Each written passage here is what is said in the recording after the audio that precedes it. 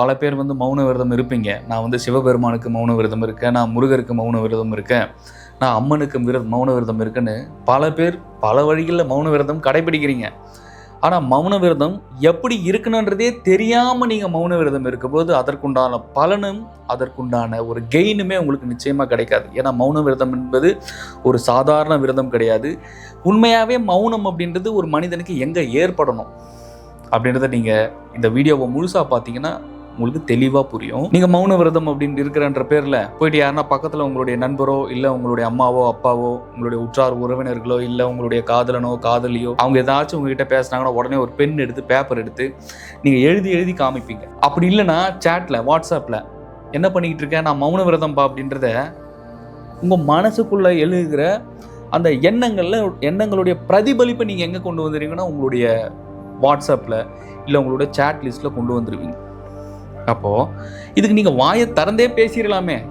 இதுக்கு எதுக்கு நம்ம முன்னோர்கள் மௌன விரதம் அப்படின்ற ஒரு விஷயத்தை கொண்டு வந்தது, எதுக்கு பேசாமல் இருக்கணும்னு சொன்னது, அப்படி பேசாமல் இருக்கிறதுனால என்ன உங்களுக்குள்ளார ஒரு மாற்றம் நடக்க போகுது அப்படின்றது தெரியாமையே மௌன விரதம் இருக்கிறதுன்றது ரொம்ப ஒரு ஃபன்னான ஒரு விஷயம். அதுவும் குறிப்பாக பார்த்தீங்கன்னா எனக்கு தெரிஞ்ச ஒரு நண்பர் இருக்கார். என்ன பண்ணிட்டாருன்னா ஒரு 2 நாளைக்கு முன்னாடி அவருக்கு நான் தொடர்பு கொண்டு பேசியிருந்தேன். என்னங்க எப்படி இருக்கீங்க அப்படின்னு கேட்டது என்றார். சரி, நான் என்ன நினைச்சிட்டேன் வாயில் ஏதோ வச்சிருக்காரு போல, ஏதோ சாப்பிட்டுக்கிட்டே பேசுறாரு போல. சரிங்க ஐயா, நீங்க சாப்பிட்டுக்கிட்டு இருக்கீங்க போல, நீங்க உணவு அருந்திட்டு பிறகு எனக்கு கால் பண்ணுங்க அப்படின்னு நான் சொல்றேன். நான் உணவெல்லாம் அருந்தல. அவர் சொல்றாருங்க கொஞ்சம் வாட்ஸ்அப்பை பாருங்க அப்படின்னாரு. என்னடா வாட்ஸ்அப்ல மெசேஜ் வந்துட்டு வாட்ஸ்அப் எடுத்து பார்த்தா அவ்வளோ மெசேஜ் அனுப்புறாரு. ஐயா குருஜி, நான் மௌன விரதம் இருக்கேன், இன்னைக்கு நான் பேச மாட்டேன் யாருக்கிட்டையும், எதுவாக இருந்தாலும் நீங்க மெசேஜ் பண்ணுங்க அப்படின்னு சொல்றாரு. அப்போ மௌன விரதம்னு சொல்லிட்டு நீங்கள் வாட்ஸ்அப்பில் மெசேஜ் பண்ணுறதுக்கு உங்களுடைய எண்ணலைகளை அந்த இடத்துல தூண்டி விடுறதுக்கும் உங்களுக்குள்ளார ஒரு அமைதி எழாமல் அமைதிக்குள்ளாரே நீங்கள் போகாமல் நீங்கள் சாட் மூலயமா உங்களுடைய எண்ணலைகளுடைய பிரதிபலிப்பை நீங்கள் கொண்டு வர்றதுக்கு பேசாமல் நீங்கள் வாயை திறந்தே பேசிடலாமே அப்படின்னு. ஏன்னா ஒவ்வொருவரும் சரி மௌன விரதத்தை கடைபிடிக்கும்போது ஒரு விஷயத்தை நல்லா புரிஞ்சுக்கணும். ஏன் மௌன விரதம் இருக்கணும்னா பிரபஞ்சத்திற்கும் உங்களுக்குமான, இறைவனுக்கும் உங்களுக்குமான, உங்களுடைய வினைகளுக்கும் உங்களுக்குமான மொத்த அந்த சைல்ட் லிங்க்னு சொல்லப்படுகிற அந்த எண்ண அலைகளுடைய ஃப்ரீக்குவன்சி உங்களை சுற்றி அப்படியே ஆட்கொண்டு நிற்கும். அந்த நேரத்தில் நீங்கள் ஒவ்வொருவருமே மௌன விரதத்தை கடைப்பிடிக்கணும். அதாவது வாய் திறந்து பேசுறது கிடையாது, இல்லை வாயை திறந்து பேசாமல் இருக்கிறது கிடையாது. மௌன விரதம்ன்றது நல்லா புரிஞ்சுக்கணும். மௌனம் என்பது ஒவ்வொருவருக்குமே உள்நிலையில் உள்ளாற்றலில் ஏற்படணும். அதாவது இங்கே எண்ணங்கள் அற்ற நிலைக்கு போகணும், எண்ணங்கள் அற்ற தன்மைக்கு போகிறது தான் உண்மையான மௌன நிலை. அந்த மௌன நிலையை உங்களால் பண்ண முடியுதா?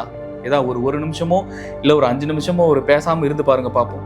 என்னென்னவோ ஓடிக்கிட்டு இருக்கோம் உங்களுக்குள்ளார. அதிகமாக பார்த்தீங்கன்னா வாயை திறந்து பேசிடலாமா அப்படின்ற அளவுக்கெல்லாம் மாயை வெளியிலேருந்து டுஸ் பண்ணி விளையாடும். மௌனம் என்பது தியானத்தினுடைய குழந்தை மாதிரின்னு வச்சுக்கோங்க. ஏன்னா உங்கள் வாழ்க்கையில் நீங்கள் மௌனத்தை பழகி இருக்க மாட்டீங்க. உங்களுடைய லைஃப்பில் நீங்கள் மௌனத்தை இது வரைக்கும் பழகி பார்த்தும் இருக்க மாட்டீங்க. அப்போ ஒவ்வொரு கோவில்களுக்கும் நீங்கள் போகும்பொழுதும் இறைவனிடத்தில் உங்களுடைய பிரச்சனைகளை நீங்கள் வைக்கும்பொழுது ஒவ்வொருவரும் மௌனத்தை உள்ளுக்குள்ளார கடைபிடிக்கும் பொழுது ஒவ்வொருவருக்கும் உண்டான அந்த பிரபஞ்சத்திற்கு உங்ககிட்ட இருந்து போகக்கூடிய அந்த சிக்னல், அந்த வேவ் சரியாக போயிட்டு சேரும். இதுக்கு தான் மௌன விரதத்தை இருக்க சொல்கிறதுக்கான காரணம். ஏன்னா மௌனம் இருக்க இருக்க இருக்க உங்களுடைய உள்ளாற்றல் பெருகிக்கிட்டே இருக்கும். உங்களுடைய உள்நிலையில் மொத்த சக்தியும் மொத்த எனர்ஜியும், அதாவது ஒவ்வொரு அணுக்குள்ள இருக்கக்கூடிய ஒவ்வொரு எனர்ஜியுமே மேல் நோக்கி என்ன ஆகும்னா உங்களுக்குள்ளார இருக்கிற அந்த லைட் பார்ட்டிகளுக்கு எனர்ஜி போக ஆரம்பிக்கும். இது போக விடாமல் நார்மலாக தடுத்துக்கிட்டு இருக்கிறது யாருன்னா உங்களுடைய மனசு தான். ஏன்னா மனசில் எப்பவுமே உங்களுக்கு ஏதாச்சும் ஒன்று ஓடிக்கிட்டு ஃபுல்லாக அந்த கர்மா தாட்ஸு, உங்களை ஏதாச்சும் ஒன்று தேவையில்லாத ஒரு உதவாத ஒரு செயல்களை ஈடுபடுத்த வைக்கிறது, உங்கள் ஹஸ்பண்ட் கிட்ட சண்டை போட வைக்கிறது, உங்கள் மாமியார் கிட்ட சண்டை போட வைக்கிறது, இல்லை ஒய்ஃப் கிட்ட சண்டை போட வைக்கிறது, இந்த மாதிரி சூழ்நிலைகள்லாம் இல்லை. அப்படி இல்லைன்னா உங்களை சுற்றி இருக்க இந்த பொருளாதார பிரச்சனைகள் ஏதோ ஒரு பிரச்சனை ஆனால் உங்கள் மனசுக்குள்ளே ஓடிக்கிட்டே இருக்கும். அப்படி ஓடிக்கிட்டே இருக்கிற உங்களுடைய மனசை ஒருநிலைப்படுத்தி ஒரு பாயிண்ட்டுக்கு கொண்டு தியானத்தன்மைக்கும் மௌனத்தன்மைக்கும் நீங்கள் போகும்பொழுது உங்களுடைய ஆற்றலும் சரி, உங்கள் உள்ளுறுப்பில் இருக்கக்கூடிய மொத்த சக்தியும் உருவெடுத்து இறைவனிடத்தில் நீங்கள் என்ன கேட்க வருகிறீர்களோ அதை அப்படியே பிரபஞ்சம் இறைவனோட அப்ரூவலில் அப்படியே நடக்க ஆரம்பிக்கும். ஏன்னா எவ்வளவோ பேரை பார்த்துருக்கேன். நீங்கள் ஆன்மீகத்தில் அதிகமாக பயணப்பட்டிருந்தீங்கன்னா நீங்கள் பார்த்துருப்பீங்க. எப்பயுமே ஒரு யோகியர்கள் அமைதியாக தான் இருப்பாங்க. எப்பயுமே ஒரு ஞானியர்கள் அதிகமாக பேச மாட்டாங்க, குறைவாக தான் பேசுவாங்க. ஏன் குறைவாக பேசுகிறாங்க? நீங்கள் என்ன கேட்குறீங்களோ அதற்குண்டான பதிலும் அந்த செயல்களுக்குண்டான ஒரு பதில்களை மட்டும்தான் சொல்லுவாங்க. மற்றபடி அவங்ககிட்ட நீங்கள் பேச்சோ எதுவும் எதிர்பார்க்க முடியாது. ஏன்னா ஒவ்வொருவருமே மற்றவங்ககிட்ட ஏதாச்சும் ஒன்று பேசிக்கிட்டு ஏதாச்சும் ஒன்று தேவையில்லாத விஷயங்களை உங்களை நீங்கள் ஈடுபடுத்திக்கும் போது உங்களுடைய மனம் உங்ககிட்ட இருக்காது. அப்படி ஒவ்வொருவருடைய மனமும் உங்ககிட்ட கட்டுப்பாட்டில் இல்லைன்னா, உங்களுடைய மனம் உங்கள் பிடியில் இல்லைன்னா, முழுமையாக ஆப்போசிட்டில் இருக்கிறவங்களுடைய கர்மா உங்களுக்கு ட்ரான்ஸ்ஃபர் ஆகிக்கிட்டே இருக்கும். ஏன் நான் இதையும் சொல்கிறேன்னா, நீங்கள் பாருங்கள், உங்களுடைய ஃப்ரெண்டோ இல்லை நீங்கள் பெண்களாக இருந்தீங்கன்னா உங்களுடைய நண்பர்களோ யாரோ உங்களுக்கு கால் பண்ணுறாங்கன்னு வச்சுக்கோங்களேன், முழுக்க பார்த்தீங்கன்னா அவங்க குடும்பத்தில் ஏற்படக்கூடிய பிரச்சனைகளை தான் உங்ககிட்ட சொல்லிக்கிட்டு இருப்பாங்க. அதுக்கு உங்களால் தீர்வு கொண்டு வர முடியாது. நீங்கள் என்னதான் அதுக்கு தீர்வை சொன்னாலுமே அதை ஏற்றுக்கிட்டு அதை அவங்க செயல்படுத்த போகிறது கிடையாது. இது வரைக்கும் உங்கள் ஃப்ரெண்டு யாருன்னா அதை கேட்டு அதை செயல்படுத்தி அந்த பிரச்சனையில் வெளியே வந்திருக்காங்களா? மாட்டாங்க. ஆனால் இருந்தாலும் அவர்கள் வீட்டில் நடந்த அந்த விஷயங்களை உங்ககிட்ட கடத்துவாங்க. ஏன்னா அவர்களோட வினைகளை மொத்தமாக உங்களுக்கு எடுத்து வந்து ஒட்ட வைக்கிறாங்க. கவனமாக இருக்கணும் அந்த இடத்துல. அவங்க பாட்டுக்கு சொல்லிட்டு போயிடுவாங்க. ஏற்கனவே உள்ளுக்குள்ளார இருக்கிற பல வருஷமாக பல பிறப்புகளாக முந்தைய பிறப்புகளெல்லாம் ஏற்பட்டிருக்கிற இந்த கர்மாவுடைய எண்ணலைகள் சேர்ந்ததையே இன்னும் ஒருவராலையும் இங்கே அழிக்க முடியாமல் இருக்கீங்க. ஒரு தியான பயிற்சிகளை மேற்கொள்றதில்லை, ஒரு தவ பயிற்சிகளை மேற்கொள்றதில்லை, இந்த மாதிரி எதுவுமே இல்லை. ஆல்ரெடி இருக்கிறதே எப்படா நீங்கள் கழிக்கிறதுன்னு உட்காந்துட்டு இருக்கீங்க. இதில் புதுசாக வேற ஒரு பிரச்சனையை உங்கள் நண்பர்கள் கொண்டு வந்து உங்களுக்குள்ளார திணிக்கும்பொழுது, உங்களுக்குள்ளார வைக்கும்பொழுது நீங்கள் நல்லா பாருங்கள், உங்கள் ஃப்ரெண்டு சொல்லிட்டு போயிடுவாங்க. ஆனால் அவங்க போனதுக்கப்புறம் மறுநாள் பார்த்தீங்கன்னா அவங்க சொன்ன விஷயங்கள் உங்கள் மண்டைக்குள்ளே ஓடும். உங்கள் மனசு மெல்லமாக எடுத்துகிட்டு வந்து அதை போடும். இந்தா சும்மாவா இருக்க, இந்த இதை பற்றி யோசின்ட்டு. அப்போது அவங்களோட வினைகள் உங்களுக்கு ஒட்ட வைக்கிறதுனால தான் அந்த தாட்டே உங்களுக்குள்ளார எழுது. நீங்கள் நல்லா யோசிச்சு பாருங்க.